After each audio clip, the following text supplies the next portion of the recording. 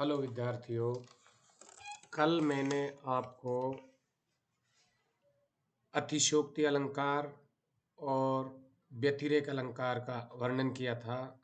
आज जो आपको मैं अलंकार पढ़ाने जा रहा हूँ उसका नाम है निदर्शना अलंकार, अर्थात निदर्शना अलंकार का लक्षण और उदाहरण।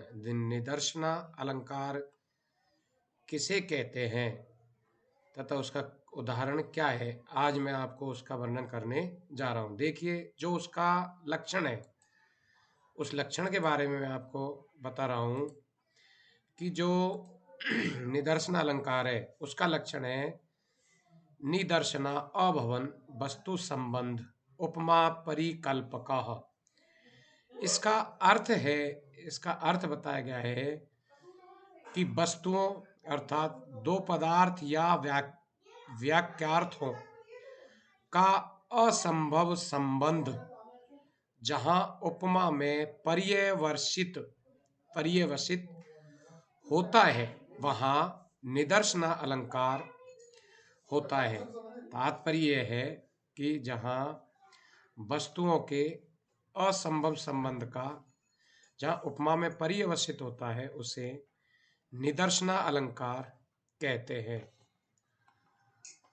इसकी दूसरी जो परिभाषा बताई गई है उस परिभाषा का नाम है कि जहां दो ऐसे वाक्य हो जिनमें परस्पर कोई संबंध न हो लेकिन उसमें उपमान और उपमेय भाव की कल्पना कर ली गई हो, उसे हम निदर्शना अलंकार कहते हैं। अर्थात अंत में उपमान और उपमेय भाव में परिणत हो जाने से उन दोनों की असंबद्धता या असंबद्ध अर्थता समाप्त हो जाए और एक दूसरे का निदर्शन बन जाए, उसे हम निदर्शना अलंकार के नाम से जानते हैं। उपमा परिकल्पकः का तात्पर्य यहां पर बताया गया है कि अंतोतगत्वा समानता का बोधक होना ही उपमा परिकल्पक नाम से जाना जाता है। तो अब इसकी जो सीधी सी परिभाषा है वो परिभाषा यहाँ पर हो गई है कि वस्तुओं का असंभव संबंध होना जहां उपमा में पर्यवसित होता है वह निदर्शना अलंकार होता है। तथा दूसरी परिभाषा इसकी यहाँ पर वर्णन किया गया है कि जहां ऐसे दो वाक्य जिनमें परस्पर कोई संबंध न हो लेकिन उनमें उपमान और उपमेय भाव की कल्पना कर ली गई हो और अंत में उपमान उपमेय भाव में परिणित हो जाने से उन दोनों की असंबद्ध अर्थता समाप्त हो जाए और एक दूसरे का निदर्शन बन जाए, वहां निदर्शना अलंकार होता है।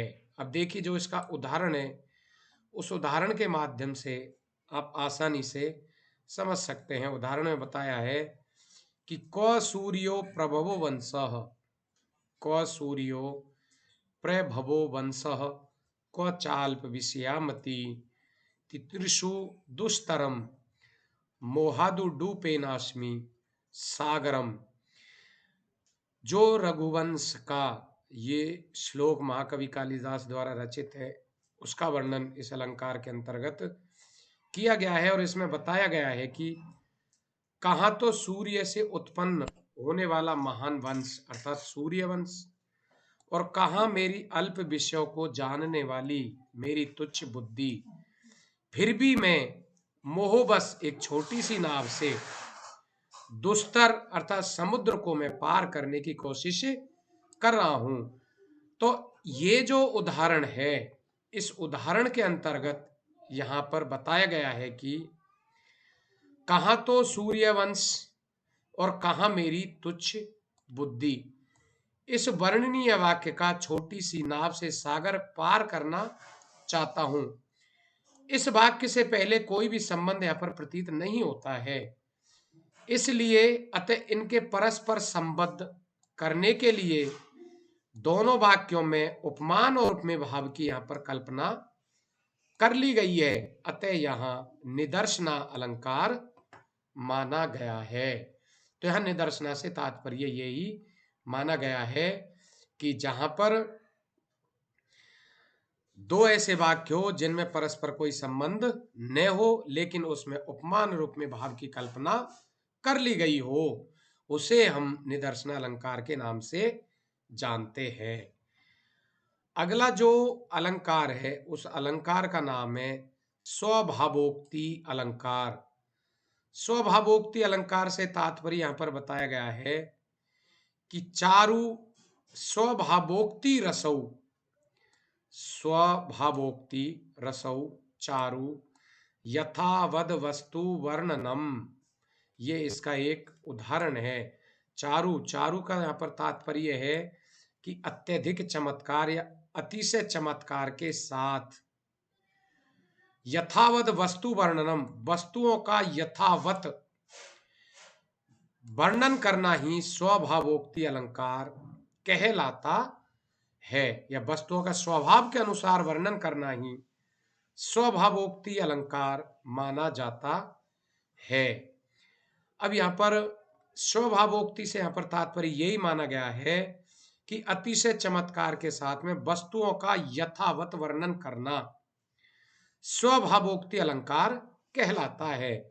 जैसे इसके उदाहरण के माध्यम से हम आसानी से पता लगा सकते हैं। इसका उदाहरण जो बताया गया है उस उदाहरण में बताया गया है, जो कि अभिज्ञान शाकुंतलम से ही इस उदाहरण को लिया गया है, और इसमें बताया गया है ग्रीवा भंगा विरावम मुहुरनुपत्ति शंदने वद्य दृष्टि पश्चार्धने प्रविष्ट सर्पतन भयाद भूयसा पूर्व कायम सस्पैर्धावलीडहि श्रम विव्रता मुख भ्रंसीवी कीर्ण वर्तमा पश्योदग्रुप्लत्वाद वियति बहुतरम स्तोकम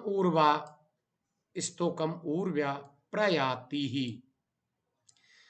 तो इस श्लोक के अंतर्गत यहां पर यह बताया गया है कि इस श्लोक में अतिशय चमत्कार के कारण जो वस्तुएं हैं उनका यहां पर वर्णन किया गया है, क्योंकि जो श्लोक है उस श्लोक में जो मृग है वह मृग राजा दुष्यंत के बाण के कारण या भय के कारण वह तेज गति से दौड़ता हुआ यहां से जा रहा है।